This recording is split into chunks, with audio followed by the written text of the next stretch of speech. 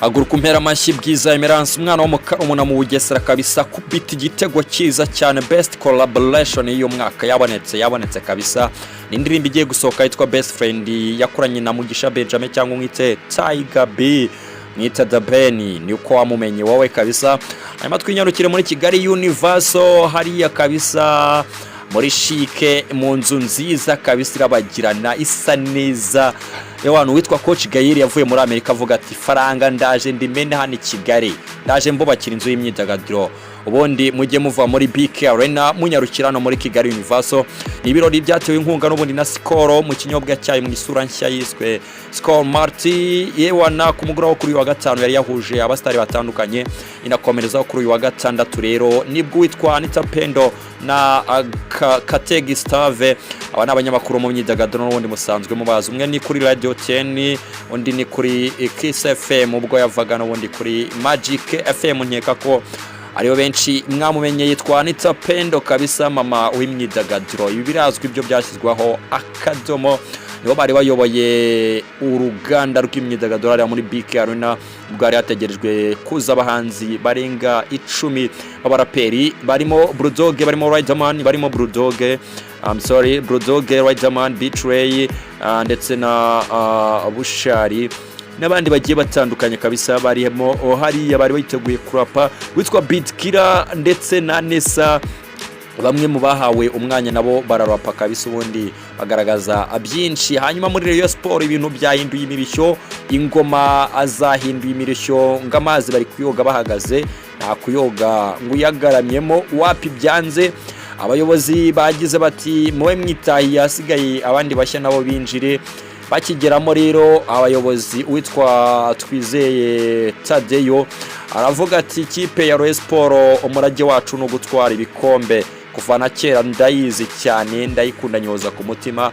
Ati ikinzanye hano rero muri inyobozi ya Rayon Sport nuko ukomeza gushimangira ko Rayon Sport ari ikipe itwara ibikombe championa ikaba yacu. Reka tubitega amaso tubitegereze turebe ikizavamo. Hanyuma hariya muri Uganda hariya amafoto ari kuva yameze neza amafoto ateye icyo nakita ishya nihirwe ewana amafoto ari gusa neza cyane ariko nyabuneka ni mu gitaramo kiri kubera hariya muri Uganda cyitwa Nyegenye ewana hari icyo bita ubundi amagambo akabura ivuga bro ana makuru y'imihanda ukomeje gukurikira birumvikana nge nitwa Mr Muhanzi ndindahangarwa Ndabaziyetv cyangwa ite NTV Rwanda imyidagaduro muyitubaze muyidushinge kandi nyaboneka muyidukurikireho hano kuri YouTube kuri Instagram kuri TikTok ndetse na X.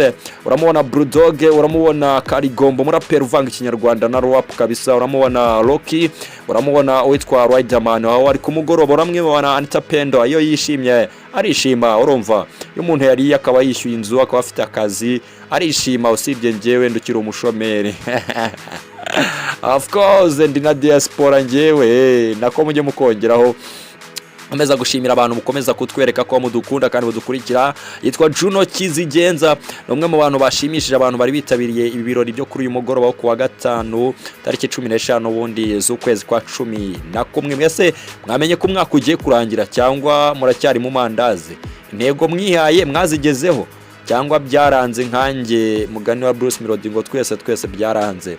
Usibye ko uyu mwaka we bishobora kuba byaramukunde cyane kabisa. Urabona ko abantu benshi bari bitabiriye hariya muri Kigali Universal banyweye kabisa banywa utuntu tw'uduskoro baranwa kabisa baravuga bati wonde ikinyobwa ni Skol ibindi byose babibeshya nikomereza nkubwira ko ugomba kumfollowinga ugakanda subscribe like comment share ugakanda notification. Amakuru y'imyidagaduro ndaje nyabahata amakuru y'imihanda ndayafite content murabizi byo ndi umu creator content as journalist upcoming muri entertainment ndabafite impande zose ewana haba hanze abe mu Rwanda ndabafite. Yitwa Rwarutabura yaje kubavuga ati ikitwa marira yanjye atakaye kubera ko mbonye abayobozi bashyashya ati ubundi urugo rusubiranye nyirarwo. Mu magambo ye niko yivugiye kabisa ubwo yahabwaga interview n'ikinyamakuru cya TV and Radio 10 kiramubaza ati se Rwarutabura urimo urarizwa n'iki? Ati ndimo ndarizwa n'ibyishimo n'umunezero. Ati koko ibintu bisubiye uko byari biri. Yitwa Chris Easy nawe agiye gushyira hanze indirimbo nshya yitwa Sambrera, yamaje kuba rero agaragaza amwe mu mashusho ndetse na lyrics zayo, avuga ati kabisa ndaje mbatemo umuzigo bro. Indirimbo nayo numvishe ifitemo utuntu n'utundi, cyane ko naje kuba numva ko ngishobora kuba ari ya Juno Kizigenza n'ibindi, gusa ntago ari amakuru mpagaze 100%, niyo mpamvu ntiriwe mbitindaho. Witwa Nita Pendo amaje kwirira, amaje kwinwera muri Kigali Universe, yaje kuba ajya ku Kicungo, ati ntago nazabirekera abana banjye gusa, nawe akijyaho nacyo kiramukaraga, kiramucunda, kiranamujugunya. Yes, nkubwira ngo rero aka nakanya ko kubwira indirimbo nshya zigezweho kabisa ziri gusohoka, n'indirimbo maze ibyumweru 3 ya King James Ride and Die, ni indirimbo yitwa Lolo by Loda and Davis D, indirimbo ya Papa Cyangwe nshya kabisa winsetsa, indirimbo nziza kandi ni indirimbo ya Roskana yitwa Mami, ni indirimbo nayo nziza kabisa mugene muzirebe. Indirimbo yitwa Tilo by Kitoko, ewana indirimbo yasubiyemo y'umurundi.